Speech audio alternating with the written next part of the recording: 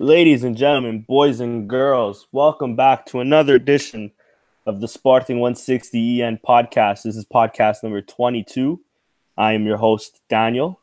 I'm followed here by my two good friends, Patrick and Nando. Nando, how you doing, bro? What's up, buddy? I'm doing well, man. Sporting won. Actually, what do we? We won for the Liga, and we lost for the Europa League, and we won for the Taça. Hey, we're 2-3, 2 out of 3. I'll take it right now.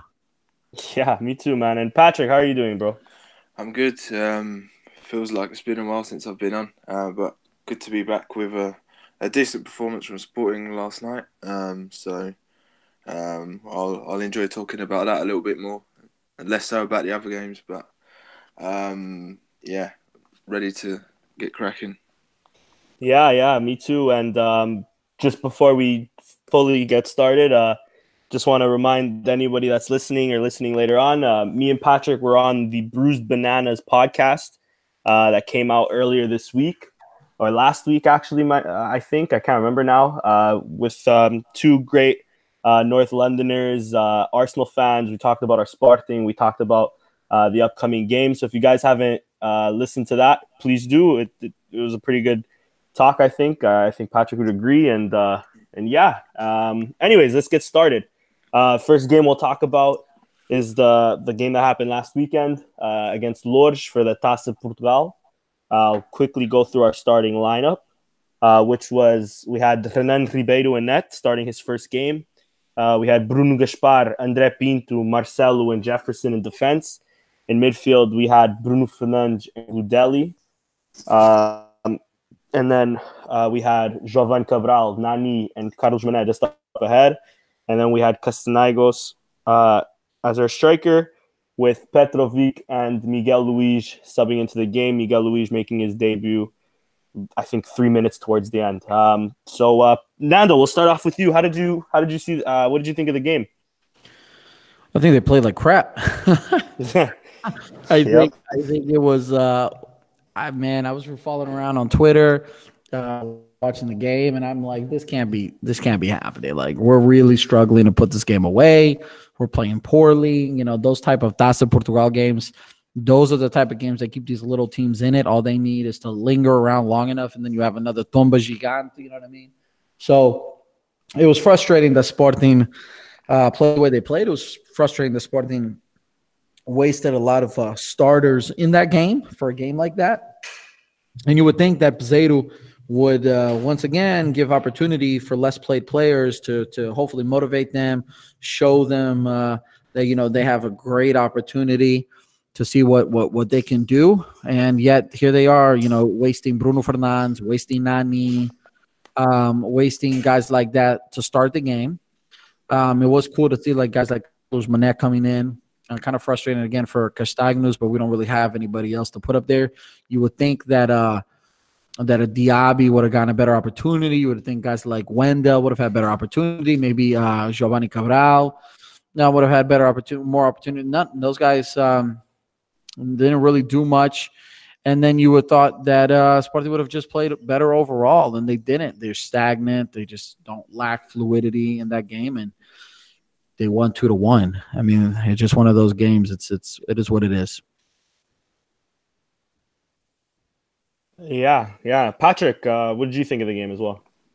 Yeah, I'd agree with Nando. It was a dull performance, and one that I sort of expected because obviously on one hand you are playing a third tier side, and you expect a team like Sporting or any other top flight team to go there and dominate, but it's not something Sporting have really been able to do this season so far. We've never looked like really settled in a way of playing, even with our best players out on the field. So to go there and mix and match with players that are lacking a bit of rhythm and others simply lacking form and finding their feet in the squad, I expected the team to be a bit like off note, if you get what I'm saying. So, it was just a bad performance and a bad game to watch.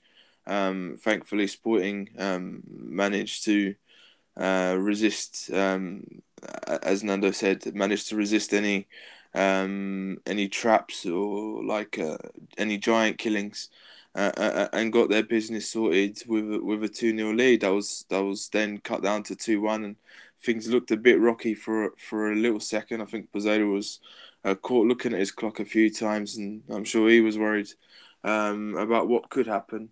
But yeah, it was just a game that again showed that Sporting aren't really comfortable right now, with the way they're playing, and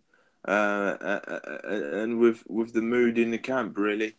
So although we did win, it was an alarming win.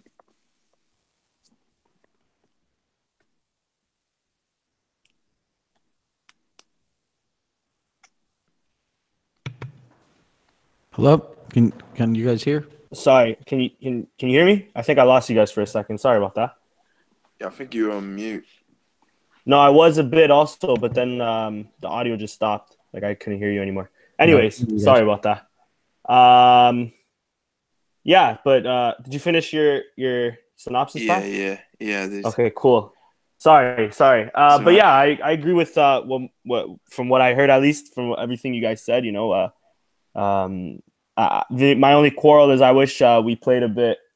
We experimented a bit more with the squad. I would have liked to see a Lumor or Miguel Luis get at least a bit more minutes in the game. But I have to say credit to Lourdes because I mean they looked a lot more structured than I've seen Sporting play so far this season. Especially defensively, they were.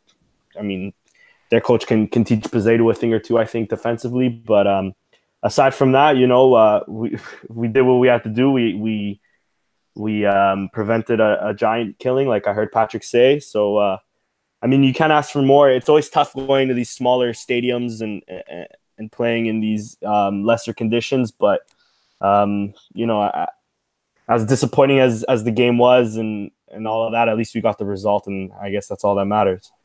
Now let's go on to a bit more of an interesting game. I think a game that everybody had circled on their calendars the moment it came out.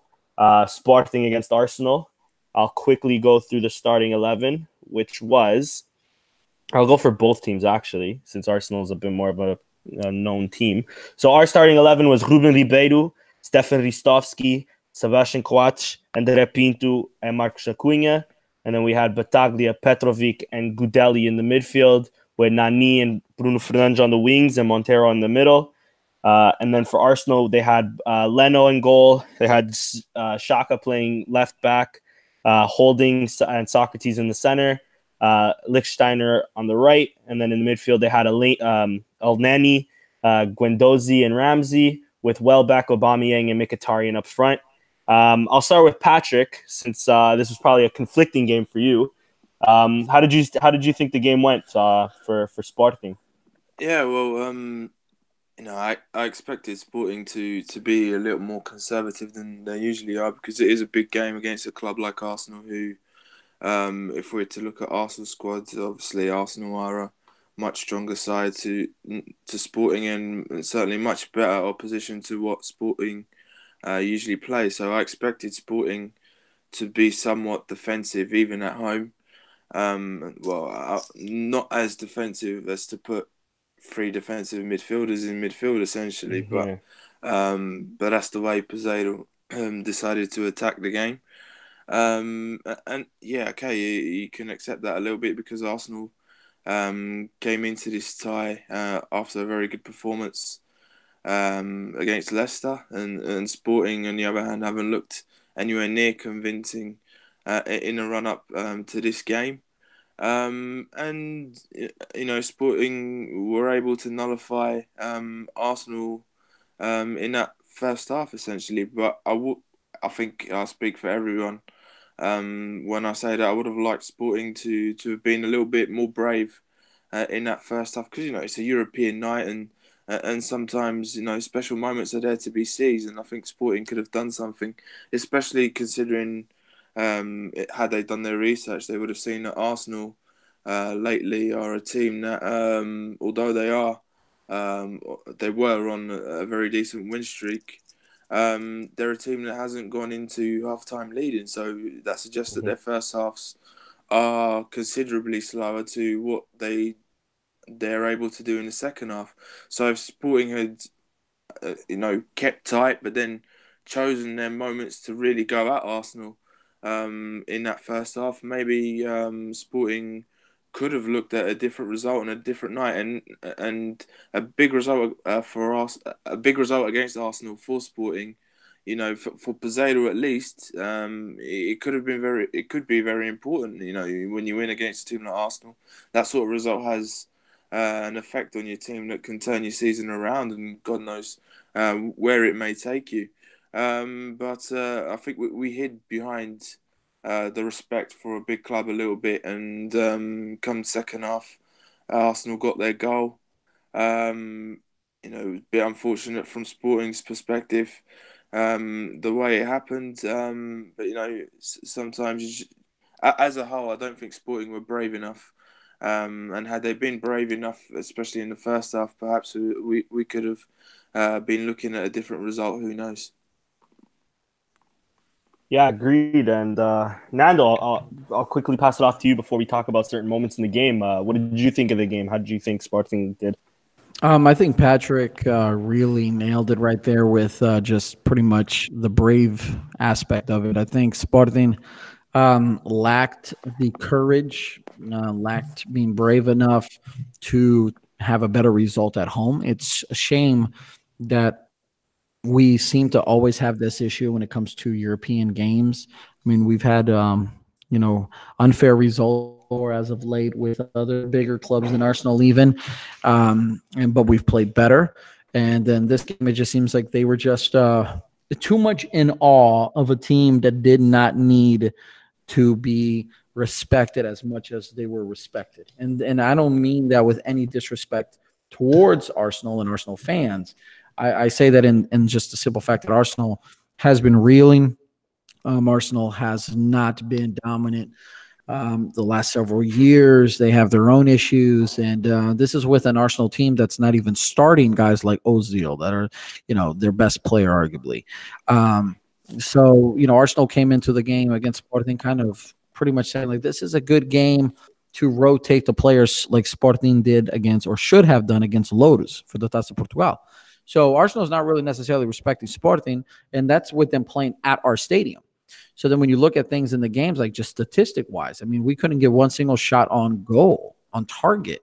We had 15 shots to their 14. That just says that we started getting desperate and started shooting them a little bit from anywhere. Possession-wise, they dominated 67-33.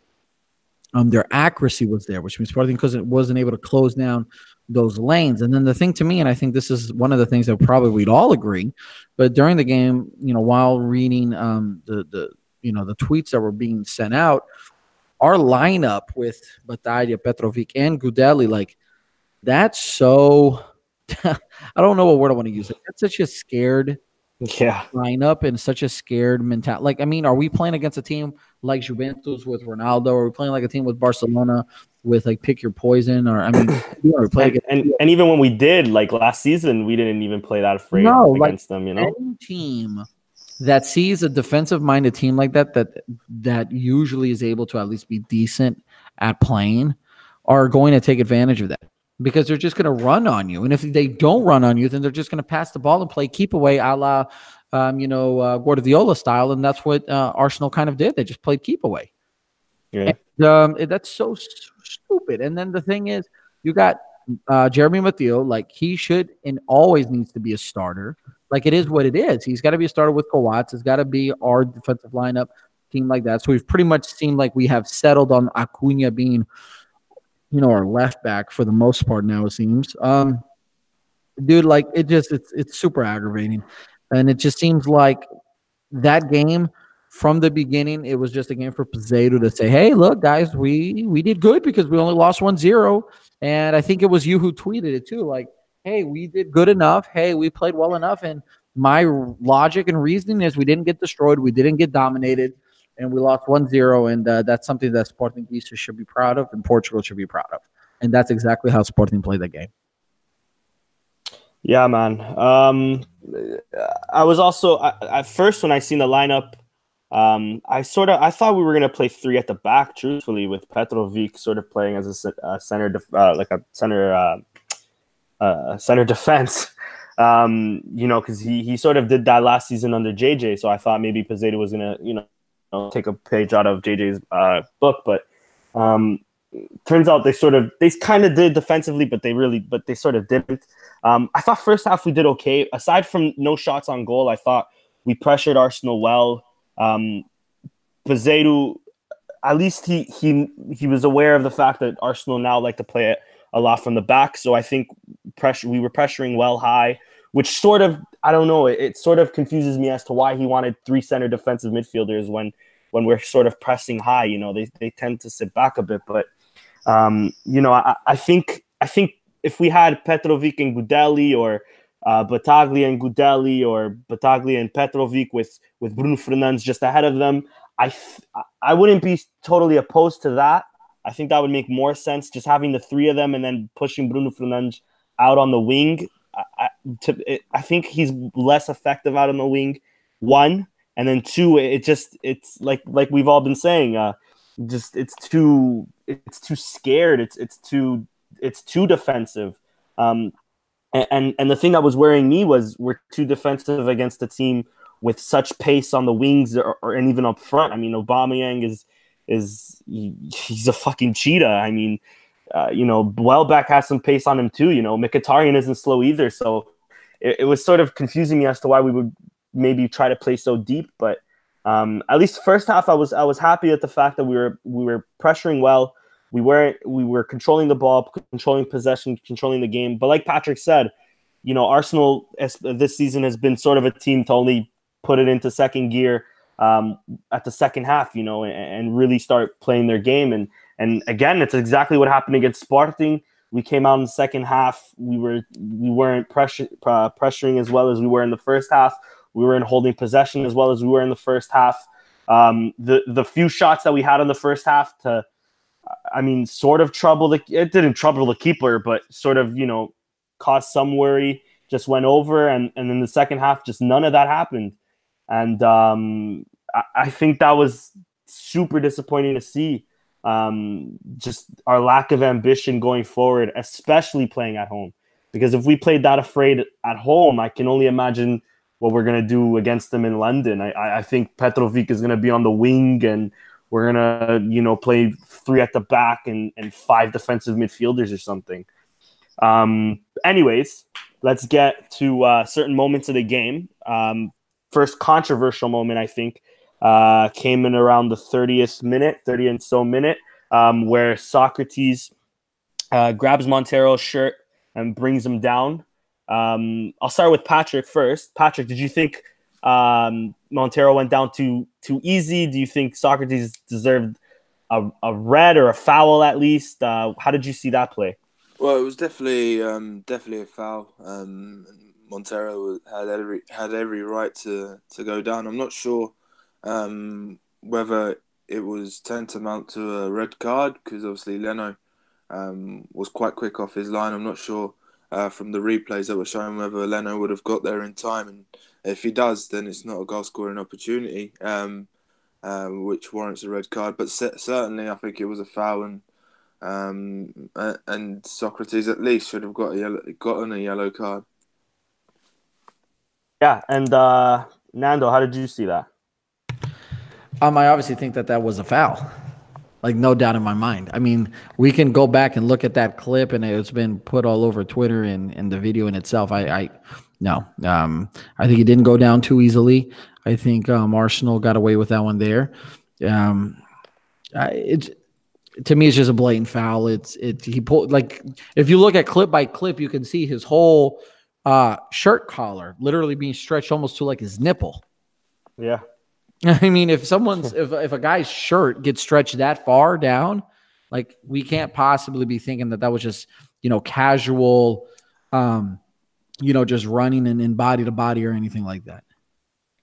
And to me, he should have been carded differently than he was, and Arsenal got away with one. Yeah. I was actually trying to find video here just to see if he is last man, because personally I think it was a red card, because I think that if Socrates is last man, whether Leno's off his line or not, I think him to bring him down, him being last man, because of course they don't include the goalie or whoever's behind or whoever's sort of closest to the net. They don't include him as last man. I think that should have been a red.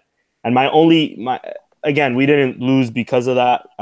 We didn't lose because of officiating, because we'll talk later about another incident that happened in our way that didn't get carded. But I think that if that gets called, if UEFA puts VAR in the group stages of the Champions League and the Europa League, that gets called and that gets carded, and a 10-man Arsenal is different than the game we played, and maybe we would be able to be a bit more ambitious and push a bit forward.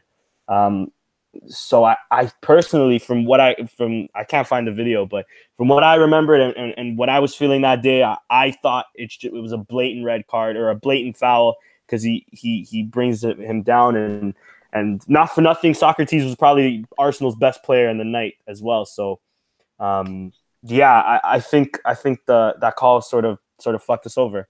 And now Nando, not too long after that, there was a call there were shouts for a penalty on Nani, where Lichtsteiner, I think it was Lichtsteiner, sort of puts his arms around him, which stops Nani from jumping. I don't know if you've seen that or not. What did you think of that? Did you think that was a potential penalty call? Or to be honest, if I've got, because I know there was a moment there that I stepped out, so I don't want to completely testify and to something I didn't quite see all the way. That's what minute? Because I'm trying to remember, because I know I stepped away for just a second. I come back to Twitter and everybody's losing it. So it was also in the first half. It was not too long. It was the 30th something. Give me 1 second. Oh, no, it doesn't say. I have no idea. The exact minute, I have no idea, but within the 30th something. I can't recall it. So, I mean, if Patrick has something he wants to comment on, I'll let Patrick jump in on that. Sure. Patrick, were you able – do you recall that potential penalty call as well? Was it the one where someone whips in across and Nani pops up at the back post, doesn't he, with Lichtsteiner, I think? Just in behind them, yeah. Yeah, I think if it's that one, well,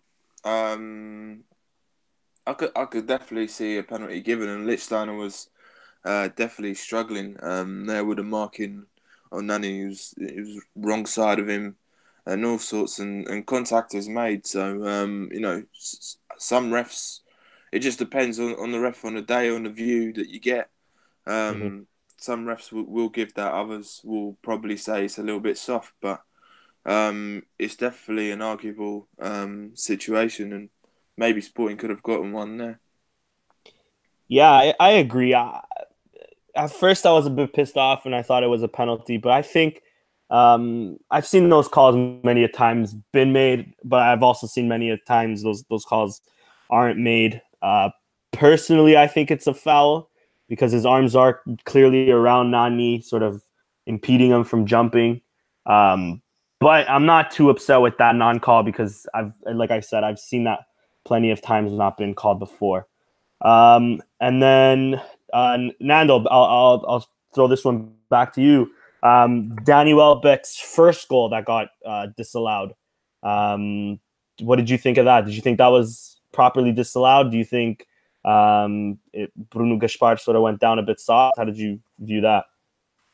I think in that one, I think that Bruno Gaspar could have, tried a little harder not to go down. I get the impression that he kind of battles him off a little bit, shoulder to shoulder, and then just kind of decides that, maybe that's the time to go down. I've seen that happen a lot. So that to me is just one of those plays where it takes, I guess, a lot for a referee to, not consider that a foul. Like it's almost like it's gotten so common in soccer these days that's just like normal behavior. So I'm okay with that being the call it was, but that's just my take. I think that we see that so often in almost any game. It doesn't really almost bother me at that point. It's just like, fine, okay, I can deal with that. Trying to be possible. Yeah, I thought that was a bit soft personally. I think though there is shoving on Gaspar's back, I think I don't know. Maybe that could have stood. To be fair to Arsenal, Patrick, how did you view that one? The disallowed goal. I'm no different, to be honest. I think it was a bit softer, and I'd have to agree with you two. Yeah. Finally, then Arsenal ends up scoring through a mistake from Coates. Guys, should we bench Coates? Okay, no, that's not a serious question, but what's up with Coates in these big games, especially in the Europa League? Last season against Atletico Madrid, he fucked us. This year now against Arsenal, he sort of played that bad pass. But with that being said, there are shouts for an offside. Patrick, I'll throw this one to you real quick. Do you think that was offside? Was that a clean goal? How did you see that one? I mean, I think it depends on whether Aubameyang touches the ball or not, right? Touches the ball, because I think if it's from the initial pass, then Welbeck is offside, and it doesn't matter about Coates' bad interception. But yeah, it just depends on whether Aubameyang gets the touch or not. I can't really tell, even with the replays, whether he does or not. So with the referee not having any clue either, he has to make the decision there and then. Right. You can sort of accept that goal standing. I think Coates was quite unlucky, to be honest. I think he is on the stretch, and he does as well as he can. Sorry. Yeah, so I can accept that. Yeah. Man, I'm just seeing the replay now. It's tough to say. I don't think he really touches it. Aubameyang. It's definitely a tough call. Again, I can't really blame the referee, because without VAR, how can you really? Yeah, I don't think he touches it. Without VAR, it's not much he can do. And then I think that non-touch sort of throws Coates off. And I think I agree. I think he's also unlucky a bit with that touch. I think even Renan Ribeiro could have done a bit better. It went through his legs. I know it's tough for a goalkeeper in those situations, but I think he maybe could have done a bit better on that. Nando, how did you view the goal? Do you think that was maybe offside? Do you think Coates isn't a big game player? How did you think of that? I'm going to agree with both of you on that. I'm going to say this much about Coates. The style he plays, how he plays, he kind of positions himself in a way that's either going to make him come up to be a fantastic. How do I want to word this? He plays in a way that he's either going to have a fantastic performance or he's going to leave us scratching our heads. Because he plays so aggressively and he tries to anticipate almost every ball in a way that he's either there on time and great, and we're left like, wow, like he really read that well, or he's beat so bad in which he then has to foul, or which then he causes a foul or something along those lines, which then we leave our scratching our head, like you just mentioned with Atletico Madrid. And even in this game where I felt like he could have done much better. And I think that's just like what you get with Coates. I think it's just unfortunate that it's happening in these, quote unquote, big games. Because I think in the smaller games, his quality is so much better than any other team's, offensive players. Take away, the big two in Portugal other than us, that he gets away with how he performs, because he usually performs really well. And again, I'm going to bring in the fact that I think, Matteo should have been playing the game as well with him, because I still think that's the better center back duo. So I don't want to say, or put the blame completely on Coates. I would rather Coates continue to be the way he is, because I think that's still a better, or a better bet or a better chance with him playing that way. But that's just kind of what you get with Coates. It's just unfortunate that it's happening in these kind of games. Yeah, for sure. Can you guys hear me right now all right? I think my internet got back. Yeah, you're good. It's spotty. Okay, sorry. Yeah, that's basically all the moments in the game. I'm just going to also ask you guys who you thought was the man of the match. It could be on either side. It could be Sporting. It could be Arsenal. Nico, quickly with you, who do you think was the man of the match for this Sporting Arsenal game? Who I think was the man of the match? Yeah, could be on either side. You could pick an Arsenal Yeah. player as well. I'm looking at the lineup again real quick.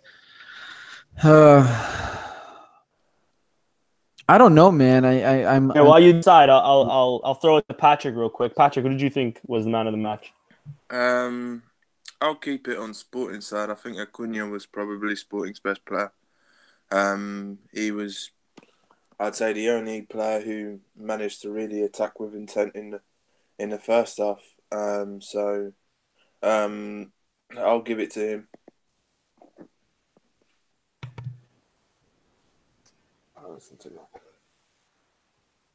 Hello.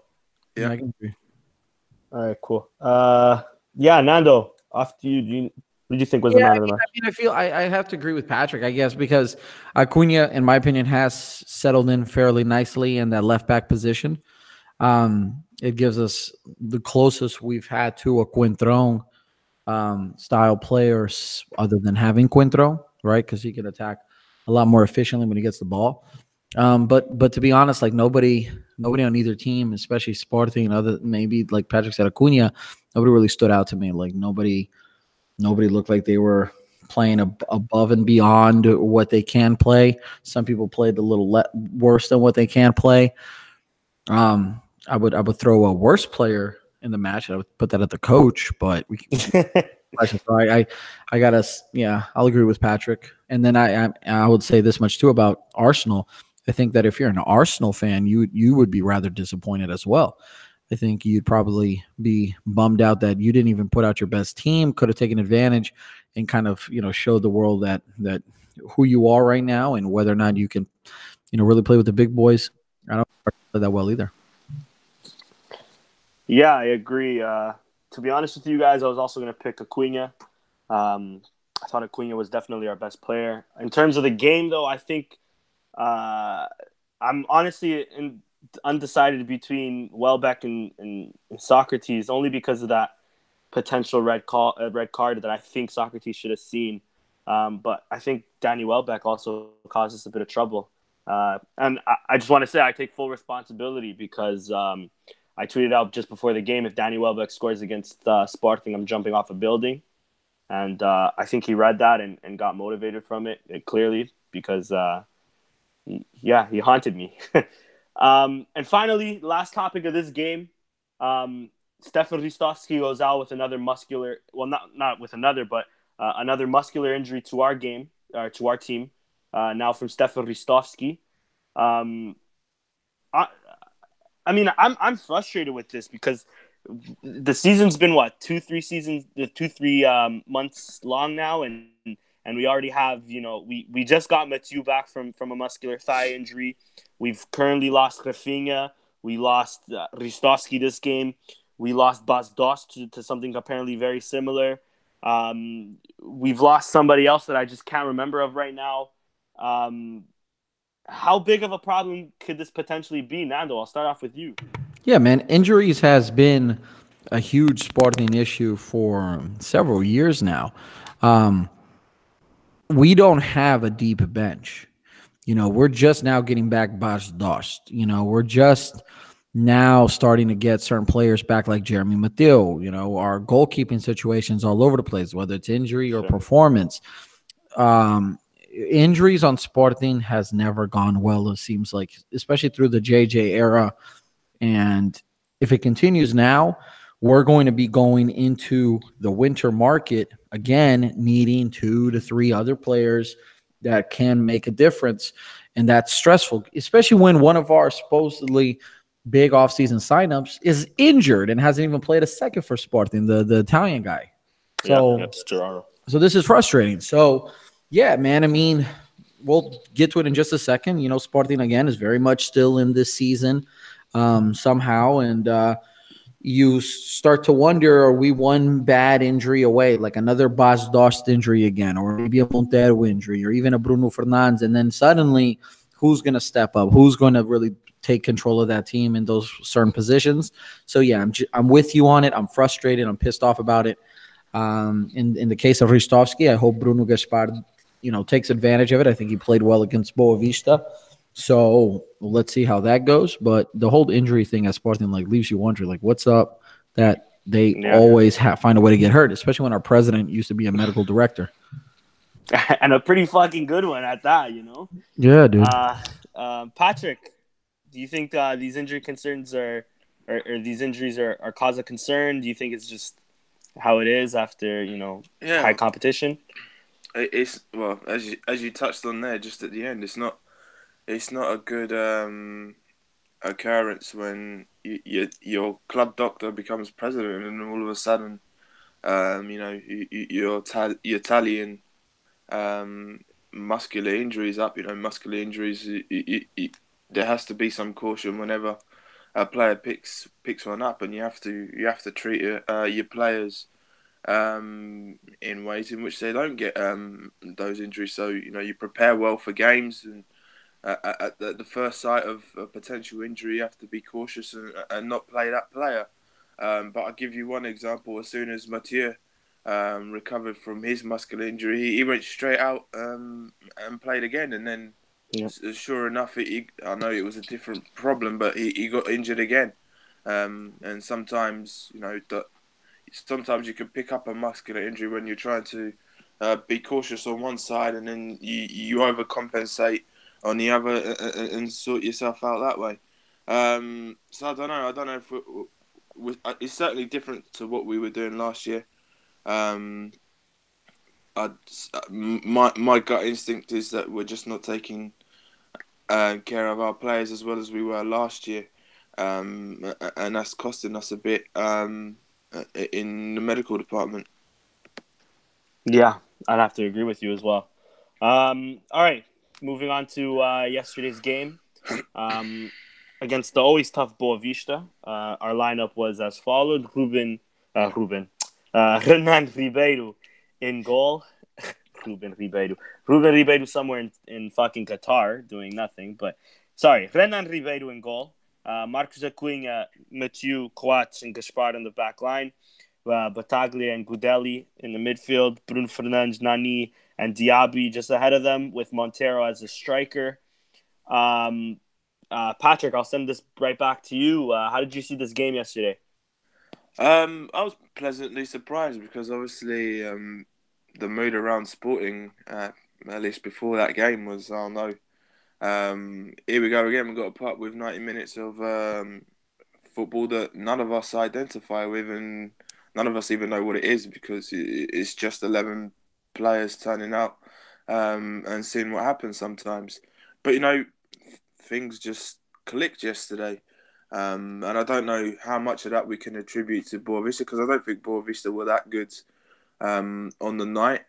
But, we took advantage of that and the passes were connecting. We were finding space in behind their back line, down the sides, onto the byline. And really from start to finish, other than a little blip early in the first half, it was all us.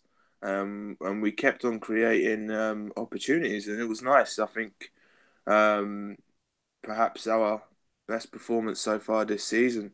Lots of players coming in as well that were very impressive. Firstly, one player that's been starting for a while now, Freddie Montero, who I thought was fantastic. Diaby came in and he was really good. He looked really good. A lot of people are conflicted on Gaspar, but I thought he was all right yesterday again. And Bruno Fernandes was another who really upped his game yesterday. So lots of positives to come out of the game. Obviously, a 3-0 win, very comprehensive. And you can only hope that Sporting pick up a little bit of confidence from what they've achieved and patch up a few more performances like that. Yeah, I agree. Nando, off to you. How did you see the game? I think Patrick just nailed it, especially with when he just said that here we go again, right? Like, so typical Sporting. Like, oh man, I really expect them to show up and do well on one game. They don't. Oh man, I don't expect them to do well. They do well. So It looks like they literally took what they didn't do well against Arsenal and did better with, especially with the 10 shots on target. In just that game alone, we had the opportunity to possibly win 4-5-0. I think it's probably our best performance all year from start to finish. Sporting didn't really have any bad periods in the game where they just like went to sleep or just stayed content. Montero is playing stupid well right now. Like he just continues to play on form, and he's just getting better with every game. So that's great. I'm hoping that Bajdosh coming back now, they figure out a way to keep them both in the game because I think Montero has deserved it. I think I want to touch up a little bit on Bruno Gaspar. I think he played, in my opinion, I think he played overall. It was a good performance. I'd love to see him get more minutes. I think that Bruno Fernandes probably played his best game this season, which I enjoyed seeing. It was good also to see Jeremy Mateo back there. Again, Acuna playing in the left back. And then overall, I liked the lineup too, like the formation. I think for the most part, everybody would say it was like a 4-2-3-1 or something along those lines. But Yeah, for sure. We don't need another Petrovic to just, kill that midfield flow. So that was good. Nani is overall this season playing really, really well. He continues to be a good captain. He continues to bring all the things that we talked about prior to the season starting. Good performances, good experience. He's scoring goals. He's having assists, and he's having fun. And then Diaby was a really good surprise. I think a lot of people would say that Diaby was probably the man of the match in most cases. So it was good, man. I liked it. They seemed like they finally, put a team together that made sense on paper. I mean, I keep looking at the lineup, and that lineup, I mean, other than putting Bas Dostin for Montero, maybe putting Montero over where Bruno Fernandes is and maybe moving Bruno Fernandes down back and taking out like Gudeli or something. I think overall that's a really solid lineup. I think if Montero can be a solid off the bench player, then I think that lineup would be arguably one of our, if not our strongest lineup, definitely one of our strongest lineups with players playing where it makes sense. Yeah. And I agree with what most have been said. Though maybe I'm just a negative Nelly, but I thought, don't get me wrong, I thought Diaby did well. There were certain instances where I thought, especially in the first half, I think the second half he sort of was a bit better, but in the first half he was sort of, a chicken running without a head at times. It's obvious he's a pace merchant, I guess you can say. Like his pace is his best ability, really. On the ball, he wasn't anything really too spectacular, at least. There was for sure a few dribbles here and there, or there was that one where he received a pass and just put a heavy touch because, again, he knows he can run past fullbacks and defenders. So in that aspect, I did like his game. I did like that different quality he can bring to our game overall, especially moving forward. So definitely I'm happy with the performance last night.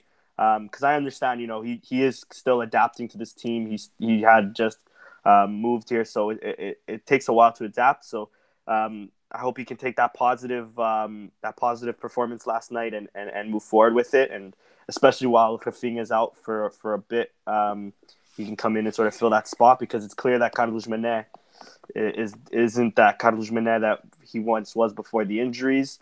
But yeah, with that being said, yeah, exactly what you guys were saying. We were expecting sort of a worse performance. We were sort of worried because, Benfica had lost points, so maybe that would put pressure on us to close the gap and the boys wouldn't react as well as they did. But they did. I don't think there was a lot of players that put a foot wrong. I thought Bruno Gaspar, after a few shaky starts this season, had easily his best game of the season in a Sporting shirt. I thought Nani was showing glimpses of Nani of old, of a young Nani, of even a Manchester United Nani, although a bit more of a goal scorer rather than a provider. But, just before his header for the 1-0, he could have made it 1-0 earlier. It's like Nando said, we went from Arsenal having 0 shots on target to what did you say? I think it was 10 shots on target this Yep. whole game. 10 We could shots have. on target. And overall, I think we got here about 20. Give me just a second. 23 shots, 10 on target. There you go. So, it could have easily been a 4-5 nothing win. Aside from, I think one or two shots right from the first half from Boavista, they didn't really threaten us. So, again, also like Patrick said, I don't know how much of that is because of us and our quality, and how much of that is because Boavista just weren't at the races yesterday. But yeah, and then it was good seeing Mathieu in defense. It was even nice seeing him at left back. I thought he played left back before. I think mostly in his time in Valencia, but if Acuna is injured for a while, I think Mathieu can definitely slot in a bit better maybe than Jefferson. But anyways, yeah, that was my only gripe. I think Diaby did well, but I don't know if he did as well as maybe a lot of are making him out to be. I think, and then with the Montero situation, I was going to actually ask you guys as well if you guys think we should drop Montero for Bas Dost, if we should incorporate the two, or if we should bench Bas Dost until Montero's form goes a bit down. And personally, I'm just going to give my opinion first off, because I've sort of been saying this in the past. Is to me, as of right now, we start Montero until maybe his form drops a bit, because to me, Montero isn't a second striker, nor is he sort of somebody to play along with the striker. I think he is a lone striker. His qualities alone, especially up top, what he can bring to us is a bit more of what Bas Dost can bring in terms of keeping possession of the ball, moving the ball better, working harder. He's definitely more of a workhorse than Bas Dost is. And him drifting out wide to get the balls and bringing central defenders with him, opening up spaces for a Nani to cut inside, for a Bruno Fernandes to run forward, for a Rafinha or Jovan or Diaby now to cut in as well, I think can definitely help us out a bit more, and definitely adds a bit more to our game, especially of how we've been playing as of late. The only thing I think we really miss Bas Dost on is when we get those crosses into the box, because aside from that, I don't think Bas Dost really adds much to our game. And my main worry is taking Bas Dost out, taking Montero out, sort of takes away from our build-up play moving forward. But Patrick, I'll start off with you. How do you think we should move forward with this? Should we incorporate the two? Should we bench Bas Dost? Should we bench Montero? I'd have to agree with you, because for starters, I think Sporting, with the players that they have, are a team that would operate best in a 4-3-3 or a 4-2-3-1 like we saw last night. And with Montero being the more mobile of the two, and on the form that he's on, it'd be super unfair for Montero to slip out of the squad there, because I think he combines really well with the likes of Nani and Rafinha when he plays, and Bruno Fernandes, who also is a midfielder, I think, who works better when he's the third midfielder, when he has two players behind him that allows him to attack balls in the box, as like in with third man runs. So those are the bonuses to having a player like Montero involved, because he is so mobile and he works hard, as you say. He's got great technical ability. But then you've also got to think that Bas Dost is a 30 goal a season striker, who has great technical ability himself. But I think what I don't like is we saw Dost come in yesterday, and immediately I think our play, the quality of Sporting's play really decreased, because what we look to do, just because Dost is 6'4", immediately the players just think, right, let's just cross it into the box with crosses into the back post and look for Dost. And sometimes I feel like Dost himself as a striker has more to offer, and Sporting could attack in a different way.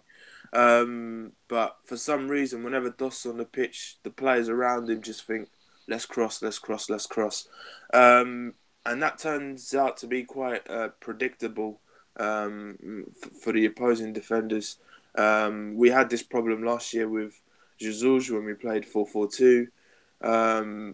Lots of games where we looked really stale in the final third, and that's what I fear when you got a player like Dost up front. It's not so much Dost's fault; it's more how the players around him interpret his influence on the game and on the team.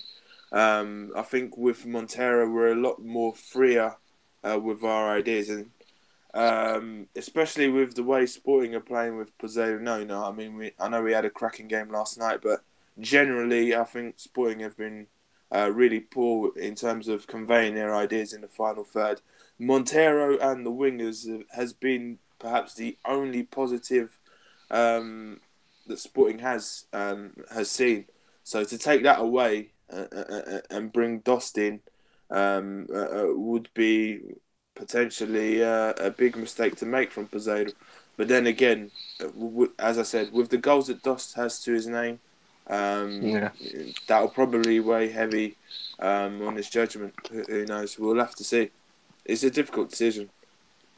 Yeah, for sure it is. Nando, what did you think? Yeah, man, I agree with you guys with some slight changes. I think that Montero has definitely earned the right to continue to start. There's no question about it. I think that Sporting can kind of go with this several ways. I think that if they want to play fluid and less predictable, then they go with what pretty much the lineup they chose against Boavista. That's the most probably athletic, the quickest lineup that we've had in a while. And that's probably the most creative lineup in a while. That lets Nani, Bruno Fernandes, and Diaby, or Giovanni, whoever wants to play in that position, or even Acuna if he plays up and someone else plays left back. That lets them be as creative as possible. And teams can't just sit there and man or put two men on like they did with Bas Dost. Now, at the same time, if you're going to bring in a guy like Bas Dost, then in my opinion, you probably don't have Montero out there because we've talked about this countless amount of times. Is Montero a good, second forward or a second striker, this, that, and the other? And I think we've all agreed that he plays better alone than he does playing in support of someone else. However, it opens up also the possibility that Sporting goes with like three in the back, in games that they don't want to go with like a Jeremy Mathieu and the Oracle Watts, and they just want to go with three back, their center back, and then Acuna or even Bruno Gaspar or Ristovski, whoever, and then pushes somebody up into that midfield. And then you can go with like Battaglia, Goudelli, bring down Bruno Fernandes into maybe that role that Petrovic just played against Acuna, let him kind of go box to box there, and then have Nani and Diaby, Montero, and Bas Dost up there. So I think that Montero definitely earned the right to continue to start. If Bas Dost kind of embraces the role of coming off the bench, then I think that one, in my opinion, would be best case scenario. We continue to play with what's currently kind of working or what we hope will work even better, and then bring in Bas Dost, start of second halves, midway through second halves, and force the defenses to switch it up. But I feel like that will only work best if we continue to keep a Montero out there, in which they have to respect the fact that he's going to come back, he's going to hold ball, he's going to work hard. And in that case, I think that even opens up more for Bas Dost. But I think if you do a clean swap, Montero for Bas Dost, and keep the lineup as is, that should work well. But it has to stay athletic. It has to stay mobile. Another way, you're going to run into what Patrick said. The team just starts to feel like they have to feed Bas Dost, which slows up play, becomes predictable. And then I don't think that ends up helping Sporting at all. Yeah, I agree. That's actually interesting. I highly doubt Posey would play three at the back, but man, I would fucking love it. I mean, it would piss me off that like he wouldn't be brave enough to do that against probably a lower end team in the Liga, because like if you're not going to do it in those games, like when the hell are you going to do it? But I'm looking at this lineup and I keep looking at what seems like it would, like that would be hard to defend. Like, no, for sure. Sporting may not have a lot of good, bench players right now or second options that we can be confident in. But just letting Bruno Fernandes, I think he would be the best. Like we've seen Batalla do box to box, and I think we'd all agree that's not his strong suit. Like he's clumsy running with the ball. He's not William Carvalho, obviously by a long shot. But like letting Bruno Fernandes roam the entire middle of the field, letting Nani just take off one of those wings, Diaby, with his speed, the other side, and then let those guys like Bruno Gaspar or Acuna like just overlap them. And then Bajdost can be that guy that they have to respect. I mean, you still have to respect Bajdost because he's still going to put goals away. And then let Montero overlap him. Let Montero run from behind him. And I think that's tough to defend. Yeah, for sure. Quickly to finish off the Boavista game, I was going to ask you guys on final thoughts and who your man of the match was. And Patrick, I'll start off with you. I'll go for the man that we were just talking about, Montero. I thought he was another good game from him. So I'd have to go with him. But close second for Diaby, I thought, especially in second half, that he was very good, very threatening. On the flanks, and helped Sporting dominate the game in a way in which we haven't seen for some time.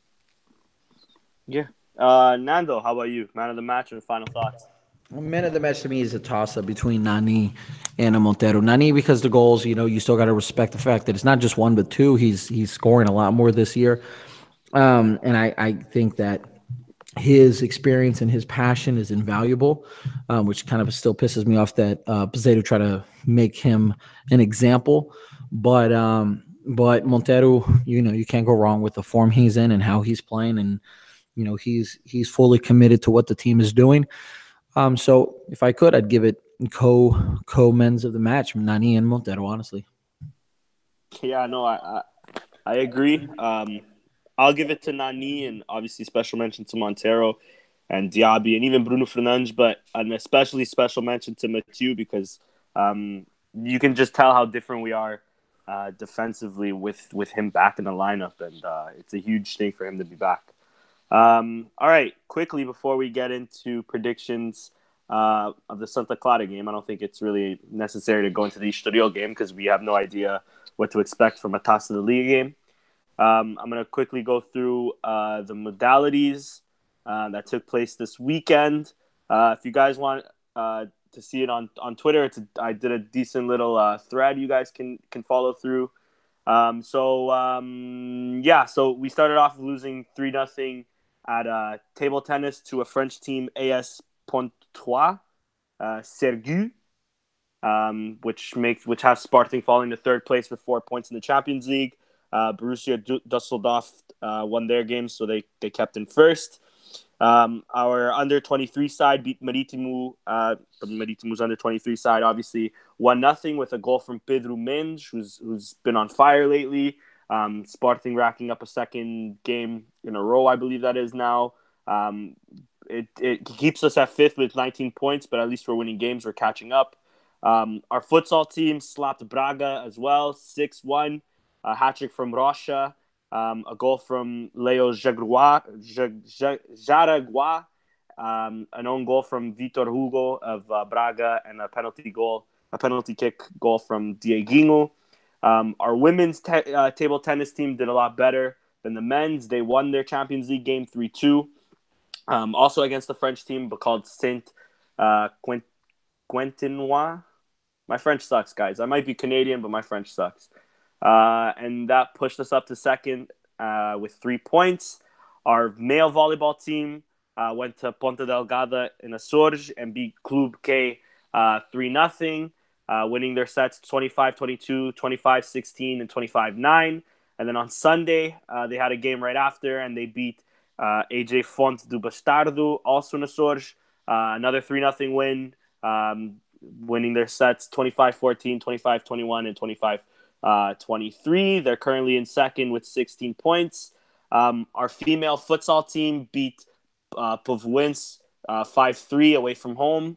A brace from Deborah Queiroz, another goal from Deborah Lavrador, a goal from Katia Morgado and Cris. They're in second with 13 points. Our hockey and patinage team beat Tomar 1-0 on Sunday with a goal from João Pinto on the 23rd minute, which keeps us tied with Benfica.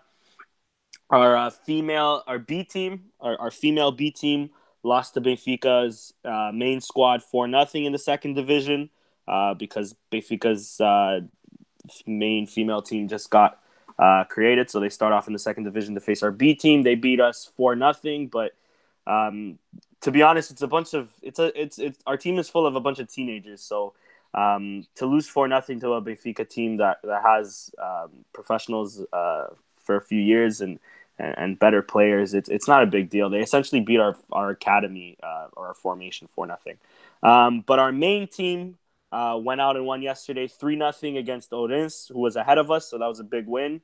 Pushes us to second with 13 points, just behind Braga, who's in terms of the female game have been our rivals, but we've been beating the past few seasons.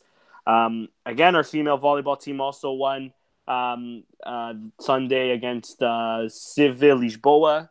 An easy 3-0 win. We beat them 25-12, 25-15, and 25-13. And that is all with modalities. Guys, anything you want to say before we end this? Patrick, I'll start off with you. Any last final thoughts? No, I think we've covered. Sorry. Let me just get into what's the word I'm looking for? The predictions against Santa Clara.